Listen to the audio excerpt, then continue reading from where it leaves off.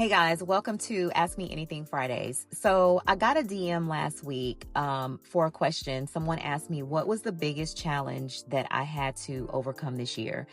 And I had a couple, but the one that I shared the most is continuing to grieve from losing my grandmother, or excuse me, from losing my aunt and my dad, and then experiencing another loss of my grandmother.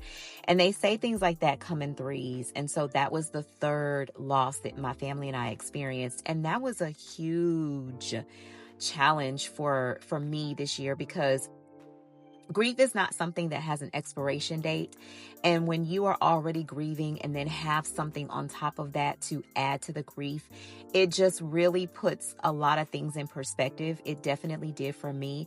I mean, even as simple as, being able to send my aunt a Christmas card or not being able to go see my grandmother tomorrow on Christmas. Like, that's a super, super hard pill to swallow and thing to move through. So I would say that was probably one of the most challenging things that I had to experience. Another one really quickly that I would say is also grieving the loss of people that I am no longer aligned with, certain relationships that I know that I have to leave in 2025.